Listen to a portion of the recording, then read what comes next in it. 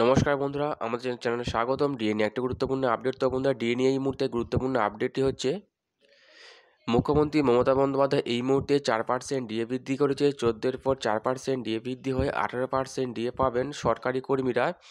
এরপরও যে গুরুত্বপূর্ণ আপডেটটি প্রকাশিত হয়েছে, ভবিষ্যতে আরও ডিএ ঘোষণা করা হবে।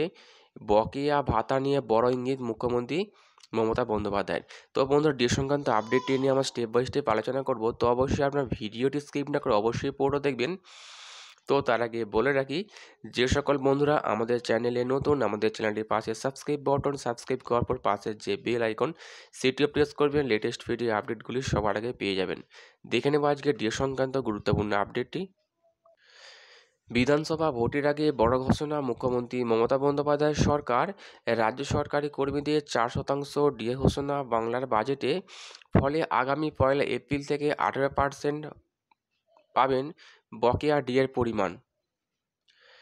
এই ঘোষণায় রাজ্যের এক বড় অংশের কর্মীরা মোটেও খুশি নন। তাদের দাবি, অবিলম্বে বকেয়া ডিএ মেটাতে হবে কেন্দ্রীয় হারে। একই সঙ্গে কেন্দ্রের হারে ডিএ মেটানোর দাবি জানিয়েছেন আন্দোলনকারীরা। আর এরই মধ্যে ডিএ নিয়ে বড় ইঙ্গিত প্রশাসনিক প্রধানের। আর এরপরই নতুন করে ডিএ মিলতে পারে বলে জল্পনা তৈরি হয়েছে। বাজেট শেষে এদিন সাংবাদিকের মুখোমুখি হন মুখ্যমন্ত্রী মমতা বন্দ্যোপাধ্যায়।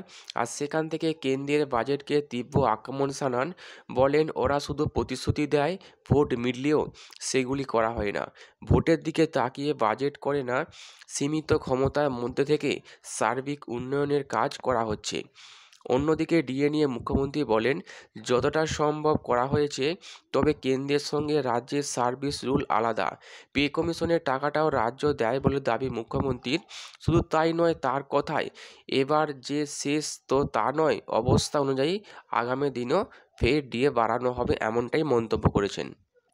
তো বন্ধুরা, বুঝতে পারছেন মুখ্যমন্ত্রী মমতা বন্দ্যোপাধ্যায় এটাই বলতে চেয়েছেন যে একটু সময়ের প্রয়োজন, আমাকে সময় দিন, অবশ্যই ডিএ বৃদ্ধি করব। পশ্চিমবঙ্গের সরকারি কর্মীরা এই মুহূর্তে ষষ্ঠ বেতন কমিশনের আওতায় 14% হারে ডিএ পাচ্ছে এবং নতুন করে আবারও 4% বৃদ্ধি করায় ডিএর পরিমাণ দাঁড়িয়েছে 18%-এ। তবুও কেন্দ্র রাজ্যের মধ্যে ফারাক থেকেই যাচ্ছে। তো বন্ধুরা, এইখানে মুখ্যমন্ত্রী মমতা বন্দ্যোপাধ্যায় বলেন, একটু সময়ের প্রয়োজন, অবশ্যই বকেয়া ডিএ মিটিয়ে দেবো। তো বন্ধুরা, এই ছিল ডি সংক্রান্ত গুরুত্বপূর্ণ আপডেট।